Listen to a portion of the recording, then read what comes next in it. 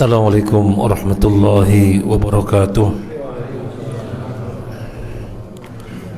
Bismillah walhamdulillah wassalatu wassalamu ala rasulillah wa ala alihi wa ashabihi wa mawala wala hawla wala quwata illa billah. Ma'asyiral muslimin rahimani wa rahimakumullah. Orang yang cerdas adalah orang yang senantiasa menundukkan hawa nafsunya sehingga bisa terus mengejar sangu untuk akhiratnya. Itu orang cerdas. Al-kayyisu man dana nafsahu wa amila lima ba'dal maut, atau kama qala an-nabi sallallahu alaihi wasallam. Orang yang cerdas adalah orang yang menundukkan hawa nafsunya dan senantiasa berbuat untuk sangu akhiratnya. Kalau dipikir-pikir, sebenarnya jalannya becek, dari sore diguyur hujan, apalagi jalannya nggak kelihatan, berlubang-lubang, menyusahkan. Tapi apa yang membuat kita sebaik-baiknya memanfaatkan waktu, memanfaatkan kesempatan, berjuang lebih keras, akhirnya sampai di majelis ini, tidak lain adalah karena ingin memperbanyak sangu, sehingga sesungguhnya dari rintangan yang dirasa cukup menghambat dirasakannya ringan, tidak berat. Itulah orang cerdas. Ma'asyiral muslimin rahimani wa rahimakumullah. Terlebih sangu yang berupa thalabul ilmi ini adalah bentuk ketaatan yang sangat tinggi dan tertinggi karena merupakan kewajiban sebelum kewajiban-kewajiban yang lainnya. Kajian kita surat Al-A'raf yang lalu kita sudah menyelesaikan sampai ayat 156. Di dalam ayat ini dijelaskan tentang kelanjutan doanya Nabi Musa setelah sebelumnya pada ayat 155 Nabi Musa juga di situ berdoa. Jadi kelanjutan 155 Nabi Musa alaihissalam berdoa ketika kaumnya dihancurkan, padahal mereka berjumlah 70, itu orang baik-baik, orang pilihan, tapi dibinasakan juga. Kemudian Allah kabulkan doanya Nabi Musa alaihissalam, di mana mereka dihidupkan kembali. Sudah mati semuanya, tapi dihidupkan kembali. Ketika itulah Nabi Musa berdoa lagi. 156-nya ini doa Nabi Musa setelah kaumnya dihidupkan kembali. Waktub lana fi hadhihi dunya hasanah, tetapkanlah untuk kami di kehidupan dunia ini hasanah, kebaikan.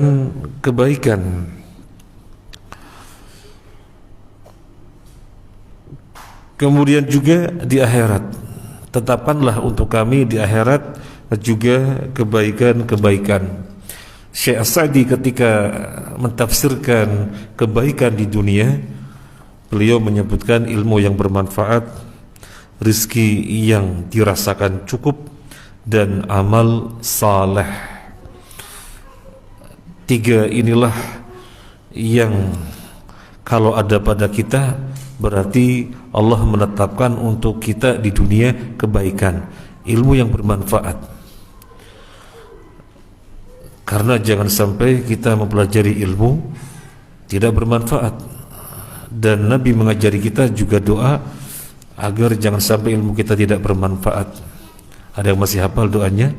Allahumma inni a'udzubika min ilmin la yanfa' wa min qalbin la yahsha' wa min du'ain la yusma' wa min nafsin la tashba'.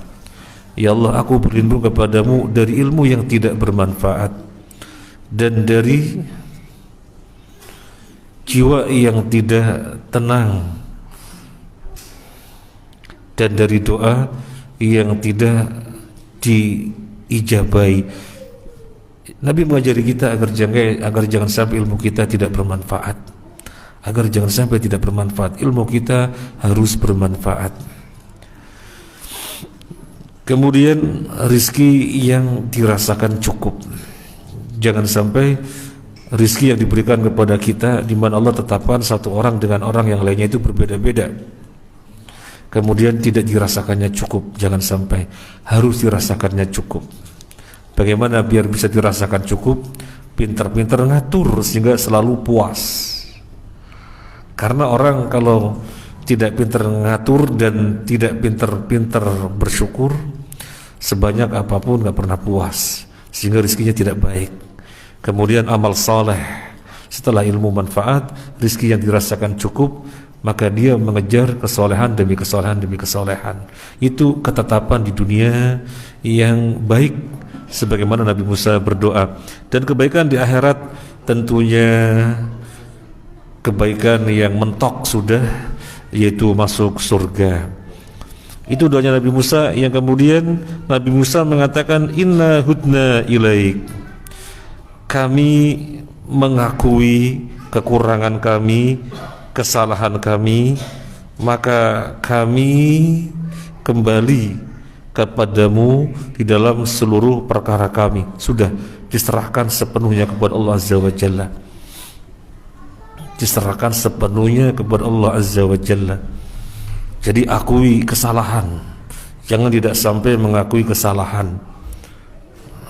Inna hudna ilaik raja'na muqarrina bitaksirina, kami mengakui kesalahan kami. Nah, ini diantara adab di dalam berdoa, kita menunjukkan kepada Allah bahwasanya kita ini banyak sekali kurangnya, banyak sekali taksirnya. Makanya kan kita disuruh beristighfar terlebih dahulu. Kita disuruh beristighfar terlebih dahulu. Pengakuan bahwasanya kita banyak dosa, itu kepada Allah. Pengakuan bahwasanya diri kita banyak kekurangan, dan itu memang karakter muslim. Muslim tidak pernah yakstakthir, berbuat kebaikan kayak apapun tidak pernah merasa sudah berbuat ini, enggak.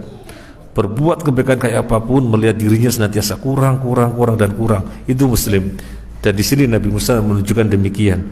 Inna hudna ilaik, kami mengakui kesalahan-kesalahan kami, dan kami kembali kepadamu di dalam seluruh perkara kami. Baru tadi pagi kita saling tausiah, saling menasihati kepada teman-teman mahasiswa. Jadi orang itu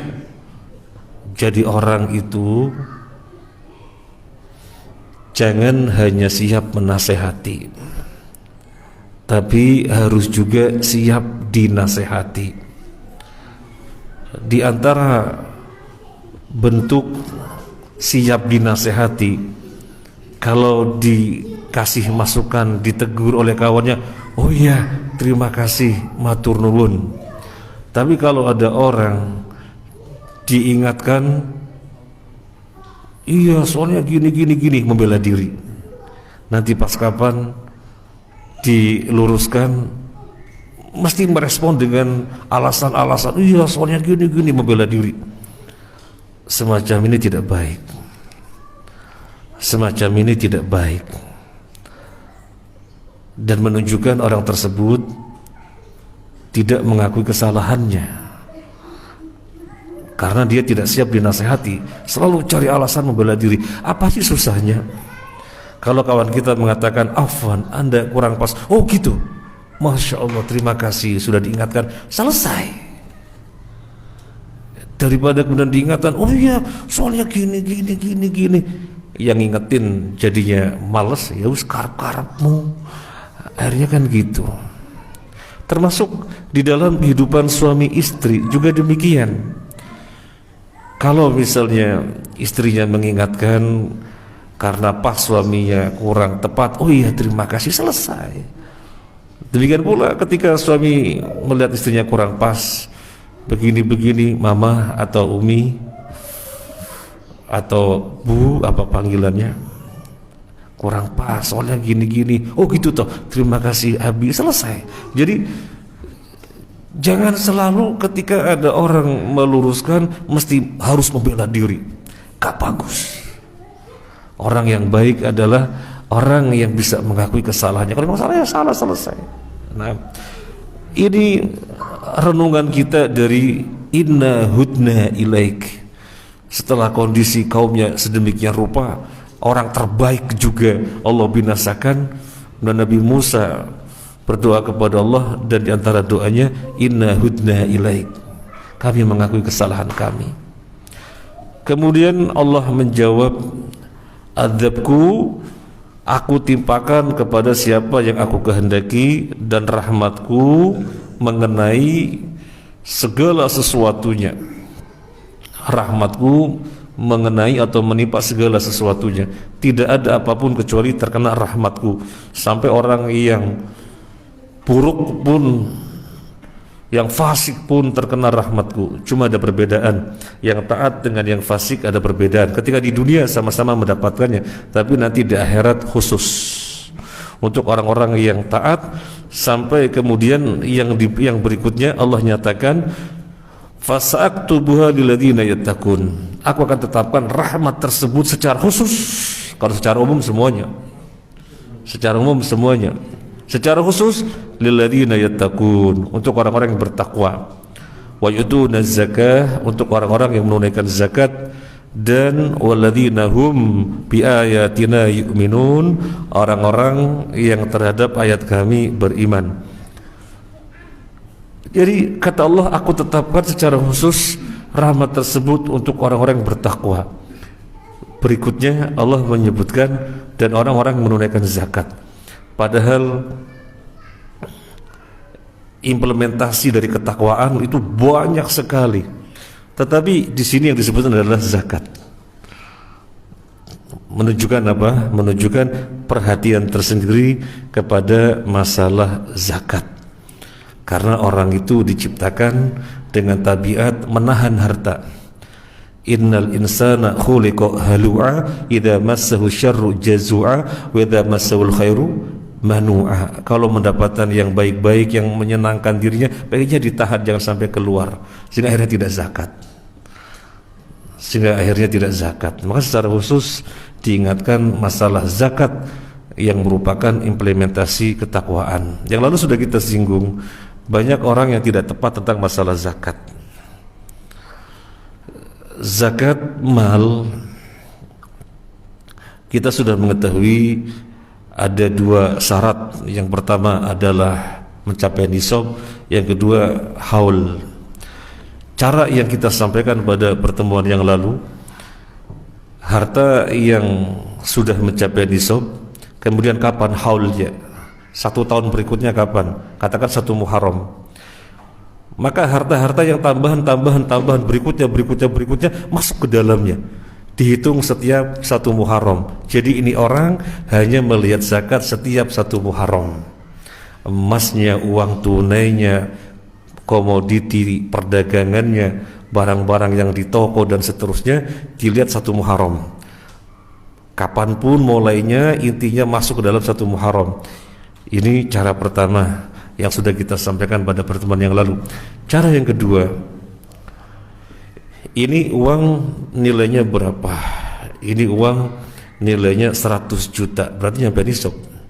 Karena nisabnya uang adalah 85 gram emas, dan emas 1 gramnya 1 juta, katakan berarti 85 juta. Ini 100 juta, berarti sudah mencapai nisab. Batas minimal yang harus dizakati namanya nisab. Ini mencapai nisab 100 juta. Kapan haulnya? Ini tanggal 1 Dzulhijjah. Berarti saya lihat ini emas 1 Dzulhijjah, kemudian catat emas ini 1 Dzulhijjah. Kemudian ternyata berbisnis, datang uang lagi sangat banyak. Tadi uang juga ya. Tadi uang juga 100 juta. Catat 100 juta ini haulnya 1 Dzulhijjah. Kemudian berbisnis, terkumpul uang lagi mencapai nisab 200 juta. Tanggal berapa ini? Tanggal misalnya 1 Rabiul Awal. Berarti uang ini akan saya lihat 1 Rabiul Awal kemudian. Sudah dua waktu untuk mengeluarkannya. Kemudian berbisnis lagi, terkumpul uang 300 juta. Tanggal berapa ini?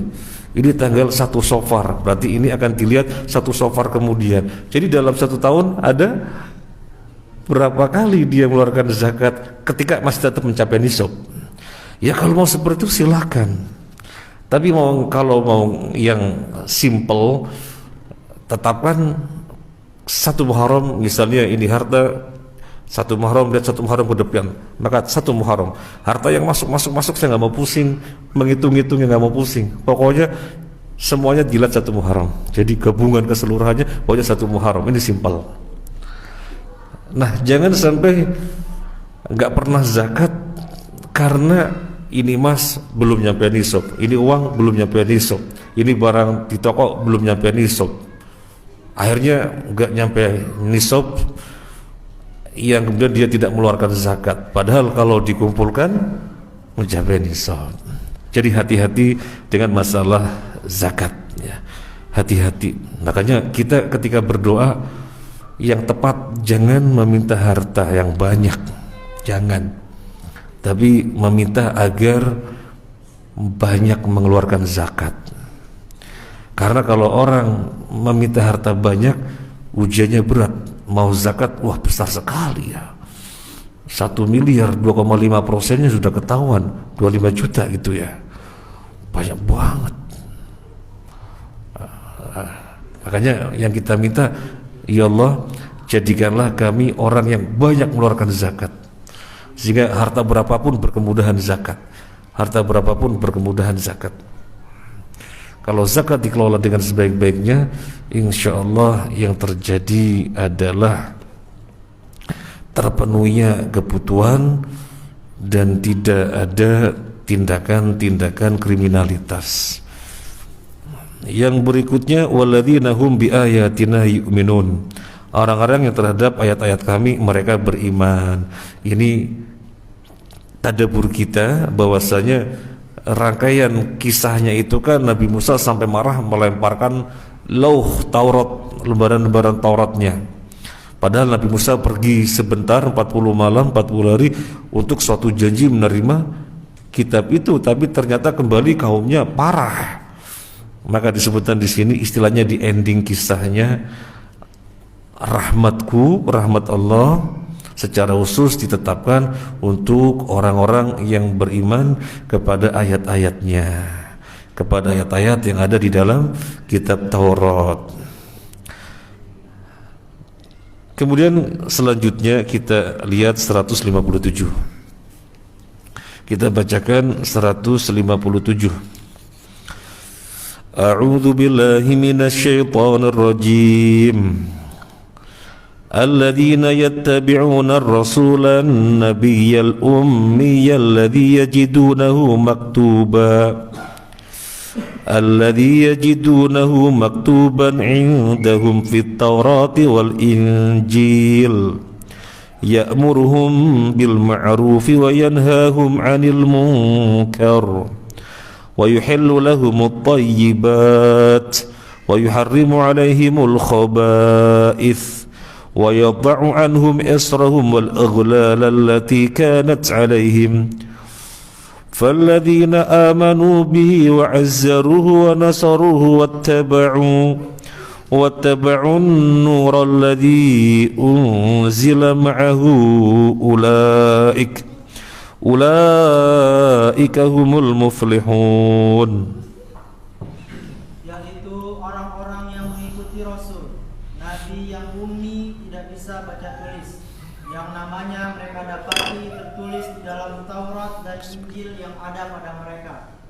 Yang menyuruh mereka berbuat yang ma'ruf dan mencegah dari yang munkar, dan yang menghalalkan segala yang baik bagi mereka dan mengharamkan segala yang buruk bagi mereka, dan membebaskan beban-beban dan belenggu-belenggu yang ada pada mereka.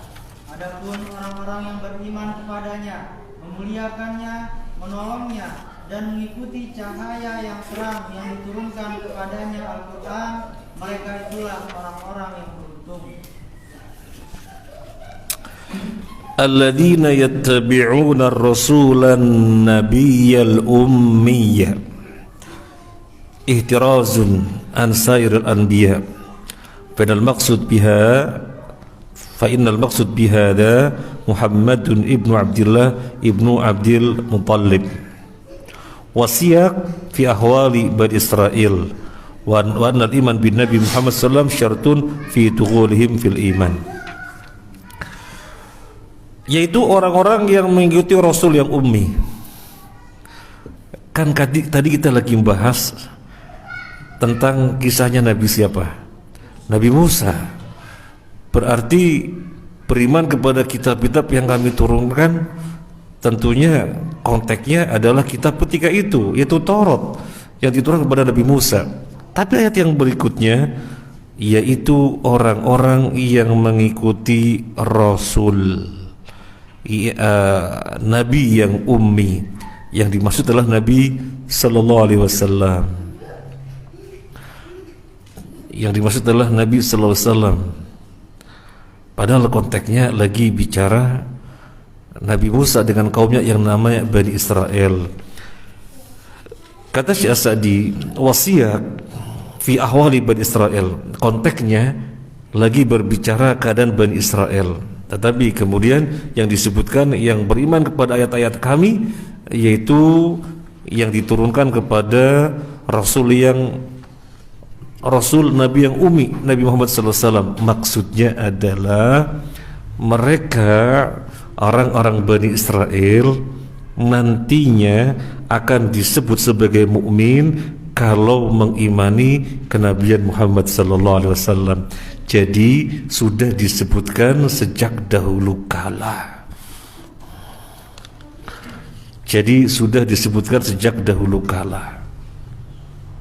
Nabi Musa alaihissalam menginformasikan akan adanya Nabi, yaitu Nabi Muhammad SAW.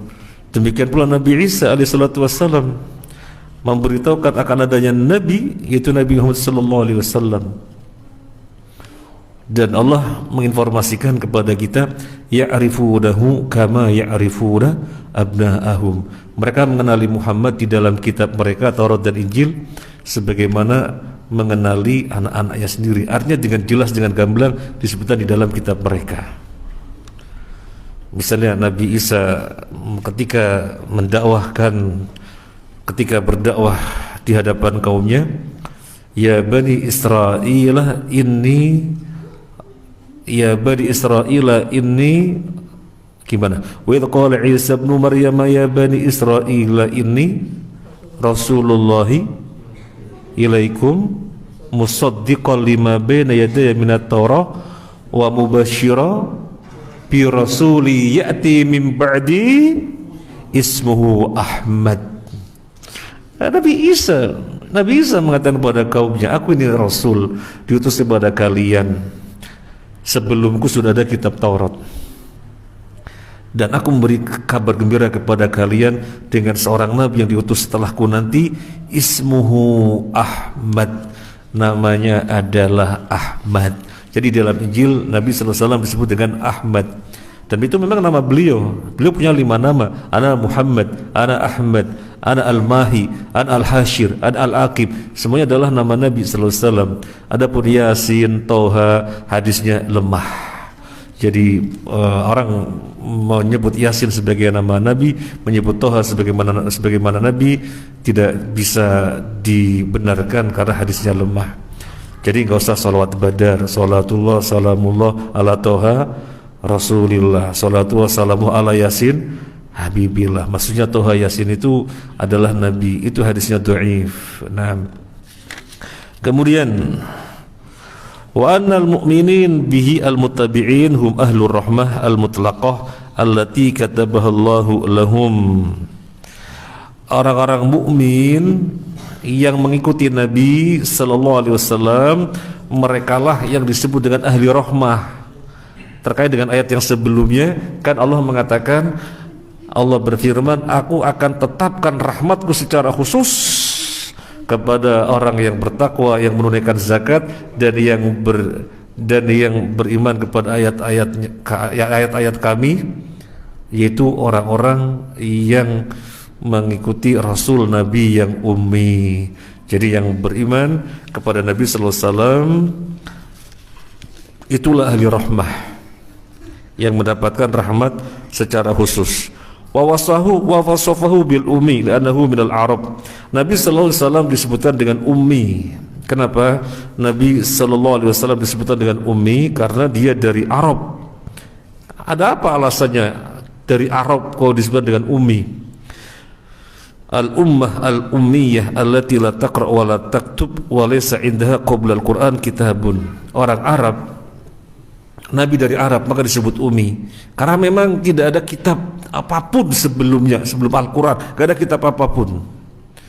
Ada kitab tapi 600 tahun sebelumnya, yaitu Injil. Sebelumnya tidak ada kitab apapun, sehingga mereka tidak baca dan tidak tulis.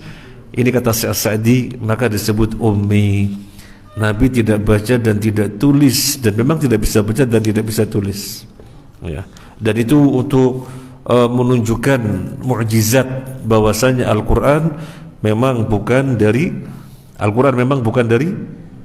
Nabi sallallahu alaihi wasallam, karyanya bukan, ciptaan Nabi sallallahu alaihi wasallam bukan. Bagaimana tidak bisa nulis, tidak bisa baca dan bisa bikin Quran? Tidak mungkin. Tidak mungkin. Terlebih Al-Quran menantang Alif Lam Mim Ha Mim Alif Lam Ra Toha Yasin Nun Kaf Ha Ya Ain Shad. Itu adalah bahan-bahan yang kalian berbicara. Kalian berbahasa dengan bahasa Arab, bahan-bahannya adalah huruf-huruf hijaiyah tadi. Ayo bikin yang seperti Al-Quran.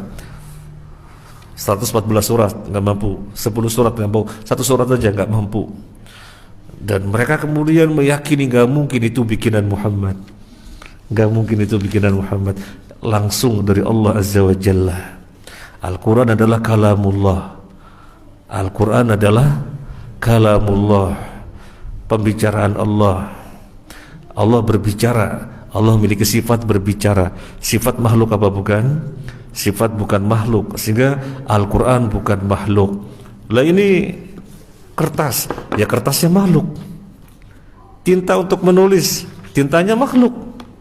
Kemudian dibaca, Sal bani Israila kam atainahum min ayatin bayyinah. Suara Pak Yasin makhluk. Kertasnya makhluk, tintanya makhluk, suara untuk membaca makhluk. Tapi apa yang ditulis di atas kertas dengan tinta dan disuarakan oleh suaranya Pak Yasin, itu adalah kalamullah, bukan makhluk. Bukan makhluk. Al-Quran kalamullah, bukan makhluk. Jadi langsung dari Allah, di mana Allah berbicara. Orang-orang Asy'ariyah mengingkari Allah berbicara. Jadi sebagian sifat-sifat mereka takwil, baru mereka terima. Kalau tidak mereka takwil, mereka tidak terima. Termasuk Allah berbicara, mereka enggak terima. Mereka tidak terima. Jadi Allah berbicara, bukan Allah berbicara. Nah, Al-Quran ini bagaimana? Itu adalah ibarah yang bukan dari Allah langsung, tapi sudah merupakan dibikin oleh Jibril atau dibikin oleh nabinya. Maka Asy'ariyah paham semacam ini, paham sesat. Paham semacam ini, paham sesat. Kira-kira ada enggak orang yang mengatakan Al-Quran bukan kalamullah? Ya ada, yang jelas Mu'tazilah. Nah sekarang orang-orang Indonesia yang mengatakan mazhab kami mengambil fikih kepada Syafi'i, mazhab Syafi'i. Adapun berakidah mengacu kepada Asy'ariyah. Jadi akidah kami akidah Asy'ariyah. Mereka yang menyatakan nyata-nyata akidah kami adalah akidah Asy'ariyah. Kalau ditanya Al-Quran kalamullah apa bukan? Al-Quran kalamullah. Asy'ari tidak mengatakan Al-Quran kalamullah, tapi mereka mengatakan Al-Quran kalamullah. Jadi sesungguhnya rancu. Mereka mengatakan mazhabnya mazhab Syafi'i, ternyata fikihnya saja, akidahnya nggak mau diambil, akidahnya Asy'ariyah. Tapi ketika ditanya Al-Quran kalamullah, Allah Asy'ari loh mengatakan Al-Quran bukan kalamullah, ditakwil, bukan Allah berbicara. Karena sebagaimana Allah tidak di atas aras, ditakwil. Sebagaimana Allah tidak turun, itu adalah rahmatnya. Allah bukan berbicara, tetapi Al-Quran ini adalah sudah merupakan ibarat-ibarat yang bukan dari Allah. Nah, jadi nggak totalitas juga masuk ke Asy'ari kan begitu. Nggak totalitas juga masuk ke Asy'ari. Ya sebenarnya bukan masalah totalitas atau tidak, masalah sebenarnya nggak ngerti. Masalah sebenarnya adalah nggak ngerti. Baik, terlalu melebar, kita lanjutkan. Jadi disebut ummi karena Nabi sallallahu alaihi wasallam tidak bisa baca, tidak bisa tulis. Sekaligus ini menunjukkan mukjizat Al-Qur'an adalah kalamullah, dari Allah langsung. Alladzi yajidunahu maktuban 'indahum fit Taurah. Orang-orang Bani Israel menjumpai Muhammad sallallahu alaihi wasallam tertulis dalam kitab mereka itu Taurat, wal Injil, juga Injil. Jadi tertulis nyata-nyata di sana. Tertulis nyata-nyata di sana. Makanya tadi kita sampaikan ayat ya'rifunahu kama ya'rifun abna'ahum. Orang-orang Yahudi, orang-orang Bani Israel mengenali Nabi persis, kenal persis. Kata Allah sebagaimana mengenali anaknya sendiri. Kita mengenali anak kita sendiri bukan sekedar nama. Kita mengenali anak kita sendiri bukan sekedar nama. Saya punya anak Robit Sema Al-Bara, bukan sekedar nama. Ya wataknya kita mengetahui, kemudian cara jalannya kita tahu. Kalau menginginkan sesuatu nggak dipenuhi gimana, kita tahu persis. Nah, ini diungkapkan oleh Allah Azza wa Jalla bahwasanya mereka mengenali Muhammad sebagaimana mengenali anak-anaknya sendiri. Artinya tahu persis bahwasanya nanti ada Muhammad diutus sebagai nabi terakhir. Mereka tahu persis. Tahu persis. Makanya merupakan syarat masuk ke dalam iman, siapapun nanti harus beriman kepada keimanan, harus beriman kepada kenabian Muhammad sallallahu alaihi wasallam. Jadi sudah sejak Nabi Musa dan sudah sejak zaman Nabi Isa, nabinya memberitahukan demikian. Nabinya memberitahukan demikian. Tertulis jelas di dalam Taurat, di dalam Injil. Makanya di dalam surat Al-Baqarah kalau nggak salah ayat 89, di situ orang-orang Yahudi, orang-orang Yahudi, ya benar 89, meminta kepada Allah, ya Allah, mana nabi yang kau janjikan, mana nabi yang kau janjikan, segera utus ya Allah, biar kami sama-sama bersama dia berperang melawan orang kafir. Segera utus ya Allah. Jadi mereka memohon agar nabi yang dijanjikan segera diutus, karena memang tahu persis dalam Taurat disebutkan Muhammad jelas.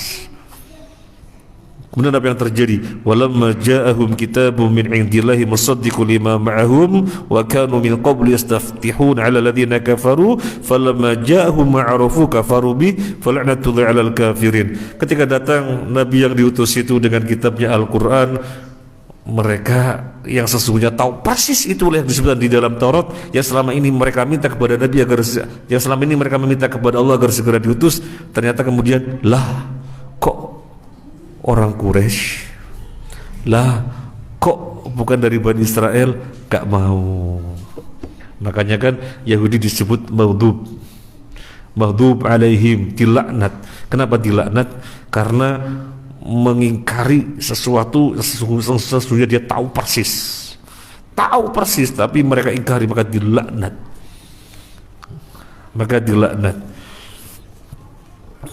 Nah, jadi disebutkan di dalam Taurat juga Injil.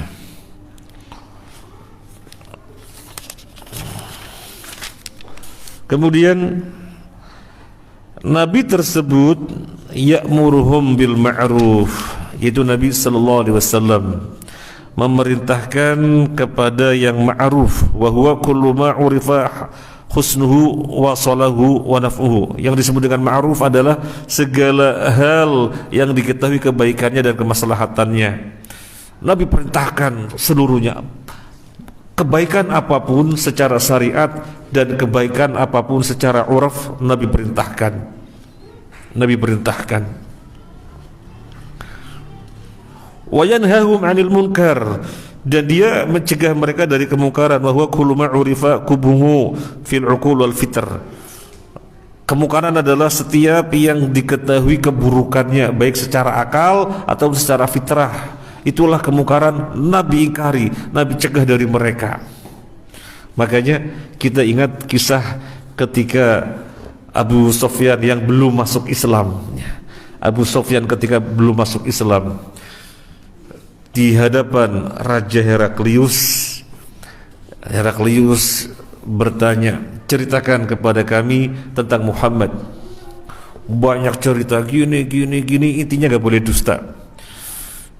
Dia mau nyambung silaturahim, dia gini dan gini, melarang mengubur anak hidup-hidup, dia menyatakan seluruh manusia sama saja derajatnya dan seterusnya. Sampai Heraklius mengatakan apa? Berarti benar dia Nabi. Heraklius mengatakan berarti benar dia Nabi. Nah, dari itu tidak bertemu dengan beliau sallallahu alaihi wasallam, hanya mendengar dari penuturan Abu Sufyan yang waktu itu belum masuk Islam. Berarti benar dia Nabi. Kalau kita mau lihat hadisnya cukup panjang di dalam hadis Bukhari Muslim, Heraklius mengatakan berarti benar dia Nabi. Sayangnya tidak dilanjut dengan masuk Islam. Hati sudah meyakini, berarti benar kalau begitu dia Nabi. Gak mungkin dia bukan Nabi. Dan semacam ini sudah dikenal, diketahui persis dalam Taurat dan Injil. Sehingga orang-orang Yahudi dan Nasrani yang sekarang tidak mau masuk Islam sesungguhnya mendustakan dirinya sendiri. Karena sangat gamblang urusan kenabian Muhammad SAW ada dalam Taurat dan Injil, dan nabinya ketika itu Nabi Musa dan Nabi Isa sudah mengingatkannya. Kemudian di sini Syekh As-Sa'di merinci jenis-jenis kema'rufan dan jenis-jenis kemungkaran, disebutkan banyak. Barangkali tujuan beliau agar kita diingatkan apa saja kema'rufan. Faya'muruhum bis-shalah, memerintahkan salat, waz zakah, zakat, was-shaum, puasa, wal hajj, haji, wasilatul arham, silaturrahim, sampai Asma yang sudah masuk Islam tapi ibunya belum masuk Islam, tapi ibunya minta agar tetap dijalin hubungan. Asma belum tahu bagaimana bersikap karena dirinya sudah muslimah, ibunya belum. Maka dia bertanya kepada Nabi sallallahu alaihi wasallam, "Ya Rasulullah, ibuku masih musyrik tapi tetap minta saya bersilaturahim." Kata Nabi, "Sili, sambung." Tetap sambung, meskipun belum muslim sambung. Silaturahim tidak melihat perbedaan agama, tapi yang dilihat adalah kesamaan nasab atau masih satu darah keturunan, berarti keluarga. Sambung, tetap sambung. Wa birrul walidain wal ihsan ilal jar, berbuat baik kepada tetangga. Ya, berbuat baik kepada tetangga. Yang namanya mau bangun apa biar tetangganya enggak terganggu, kula nuwun dulu ya.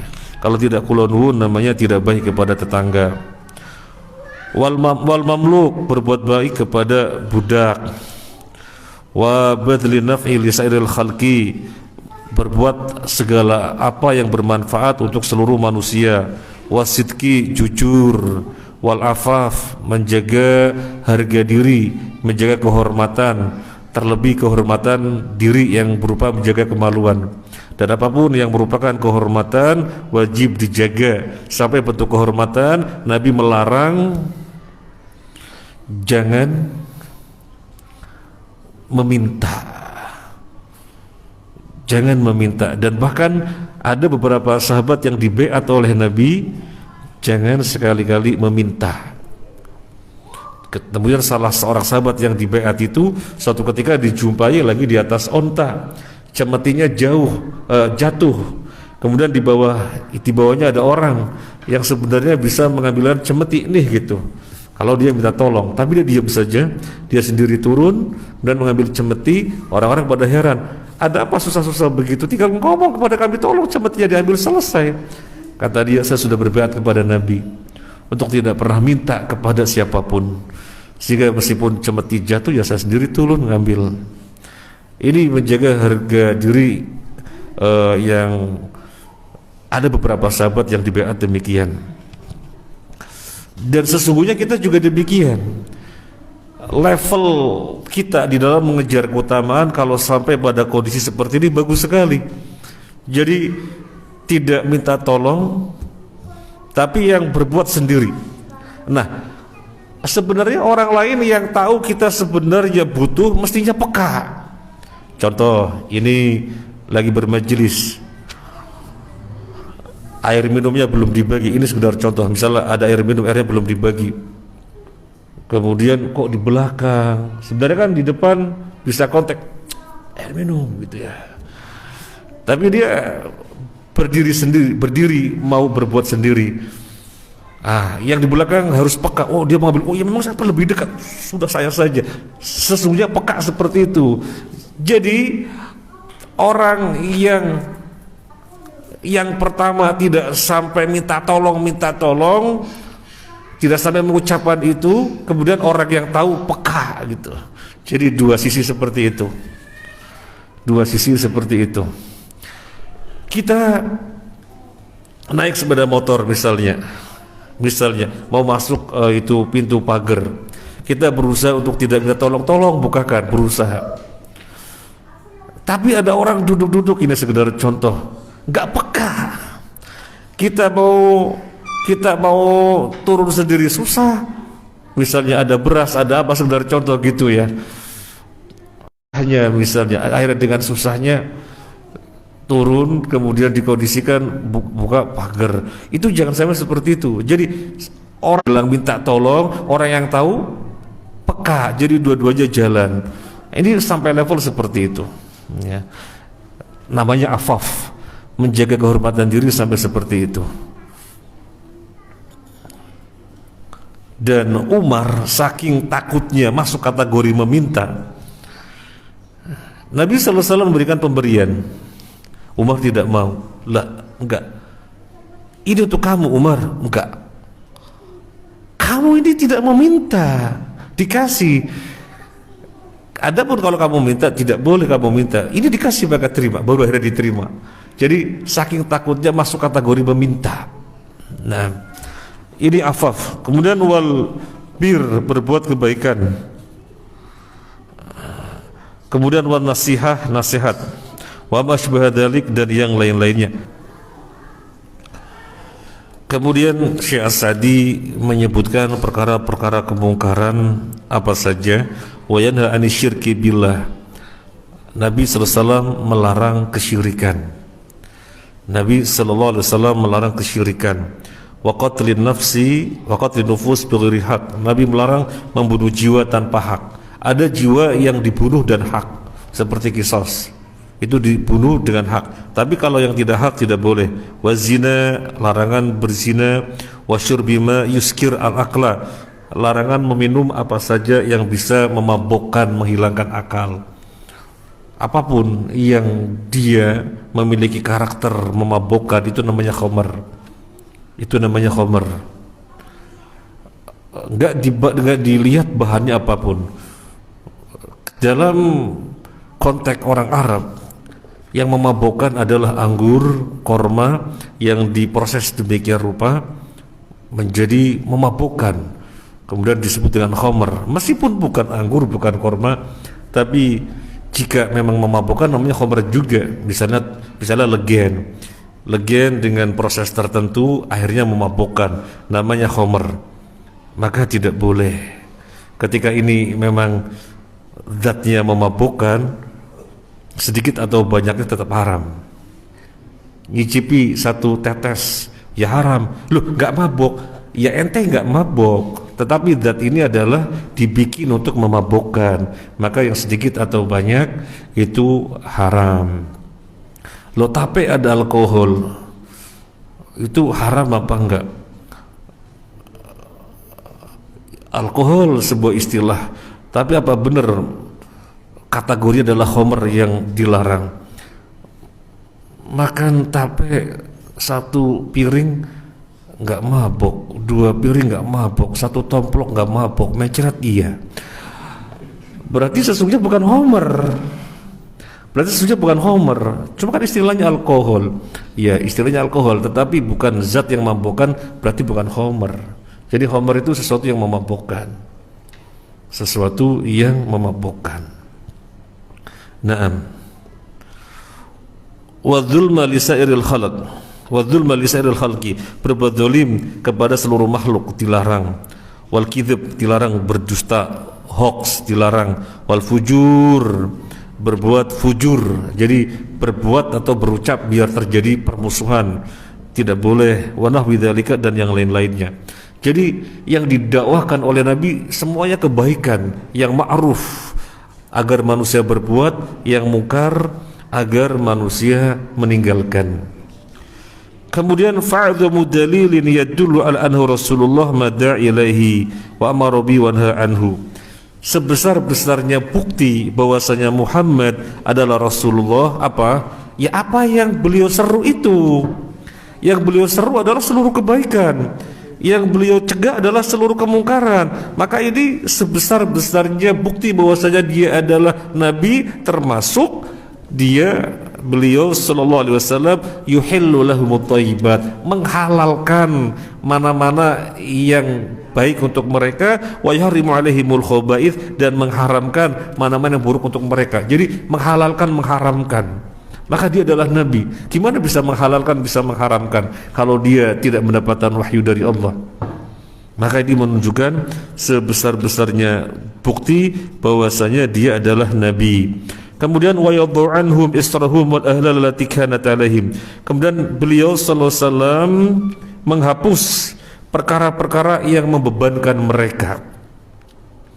Maka sejak Nabi sallallahu alaihi wasallam diutus, perkara-perkara yang sesungguhnya membebankan gak ada lagi. Jadi agama Islam dengan syariat Nabi yang terakhir adalah agama Islam dengan syariat yang sangat mudah. Karena yang beban-beban sudah Nabi hapus, tentunya dengan wahyu dari Allah. Contohnya apa? Contohnya orang berbuat dosa, cara tobatnya adalah bunuh diri. Karena sudah tidak ada lagi pada zaman Nabi sallallahu alaihi wasallam berdosa, ya cukup melakukan 3 perkara. Nadamah, menyesali, kemudian azam, bertekad untuk tidak pernah mengulangi, dan ikhla, merealisasikan azamnya gitu saja tanpa kemudian membunuh dirinya. Ya, ini ditiadakan oleh Nabi sallallahu alaihi wasallam, menunjukkan dia itu Nabi. Bagaimana syarat yang sebelumnya dikatakan ini sudah tidak berlaku, yang berlaku adalah ini? Gak mungkin bisa seperti itu kalau dia bukan Nabi. Maka ini bukti bahwasanya beliau adalah Nabi. Contoh yang lainnya, Nabi-Nabi sebelumnya ghanimah itu haram. Nabi-Nabi sebelumnya ghanimah itu haram. Jadi ketika terjadi peperangan, kaum muslimin menang, mendapatkan harta sangat banyak, rampasan harta sangat banyak, gak boleh dimanfaatkan, terus diserahkan kepada Allah. Caranya dikumpulkan di satu tempat, hingga kemudian Allah mengirimkan api yang menyambar. Berarti sudah diterima oleh Allah Azza wa Jalla. Terjadi pada zaman Nabi Yusa, peperangan berlangsung, akhirnya Nabi Yusa menang dengan kaumnya. Harta rampasan sangat banyak, ditaruh di satu tempat tengah lapangan, diserahkan kepada Allah. Tapi kok belum datang juga api yang menyambar, sehingga Nabi Yusa alaihissalam paham ini ada bermasalah. Panglima perangnya dikumpulkan, satu persatu dijabat tanganin. Ada 1 atau 2 orang yang gak bisa lepas, berarti ada pasukan kamu yang gak beres. Pasukannya dikumpulkan, dicek, ternyata ada 1 di antara mereka yang menyembunyikan emas. Tidak dikumpulkan di tengah lapangan, tapi disembunyikan, emas sebesar kepala sapi.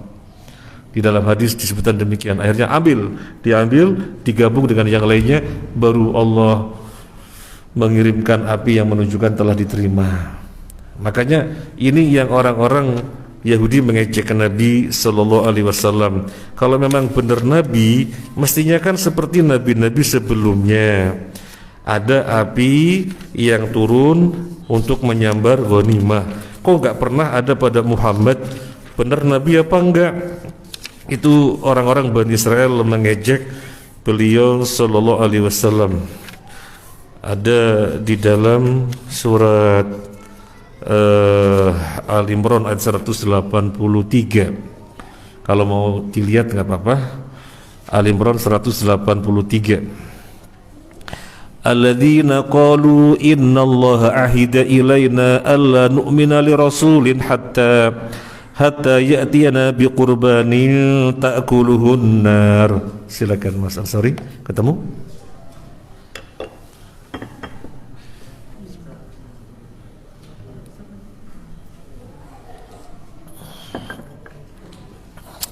Yaitu orang-orang Yahudi yang mengatakan, sesungguhnya Allah telah memerintahkan kepada kami agar kami tidak beriman kepada seorang rasul sebelum dia mendatangkan kepada kami kurban yang dimakan api. Iya, ini orang-orang Yahudi mengajak Nabi. Kami itu dari dulu diperintahkan beriman kepada Nabi, jangan beriman kepada Nabi hingga orang tersebut yang dikatakan Nabi memerintahkan kami mendatangkan korban hingga dimakan oleh api. Kok nggak pernah terlihat pada Muhammad? Gak pernah ada Nabi Muhammad memerintahkan ghanimah dikumpulkan, diserahkan kepada Allah, lalu Allah kirim api menyambar. Gak pernah ada. Benar gak ini Nabi? Justru dijadikan ejekan oleh orang-orang Yahudi. Padahal di sini disebutkan di dalam Taurat dan Injil, Nabi itu nanti akan menghapus perkara-perkara yang dirasa berat oleh Bani Israel. Ini kata Syekh Sa'di, bukti besar bahwasanya beliau sallallahu alaihi wasallam seorang nabi. Bagaimana mungkin bukan nabi sementara menghalalkan mana-mana yang dihalalkan, mengharamkan mana-mana yang diharamkan, syariat mana saja kemudian yang dihapus. Gak mungkin kalau bukan nabi. Dia itu nabi. Ini bukti kuat kata Syekh Sa'di. Kemudian falladzina amanu bihi wa azzaruhu ay azzamu wa bajaluhu wa nasaruhu. Maka adapun orang-orang yang beriman kepadanya, maka dia akan memuliakannya dan menolongnya, siapapun orangnya. Bukan saja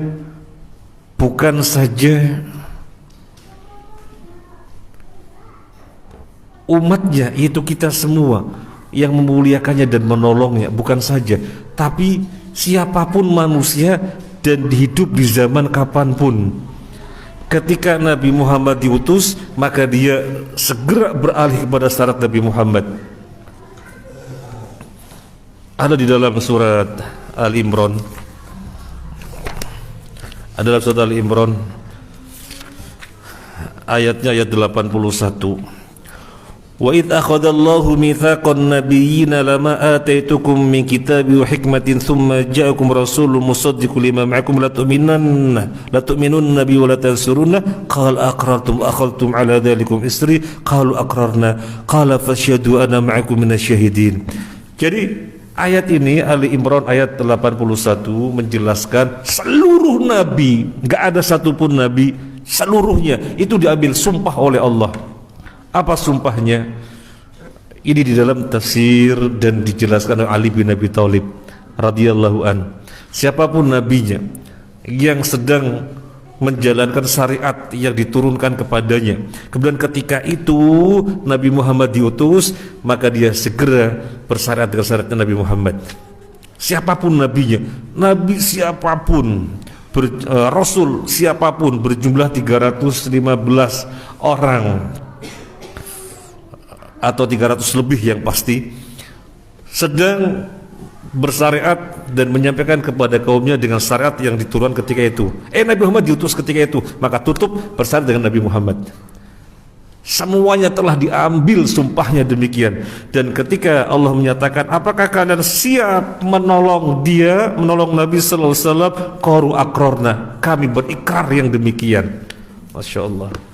Jadi seluruh nabi sudah diambil sumpahnya untuk menolong Nabi sallallahu alaihi wasallam.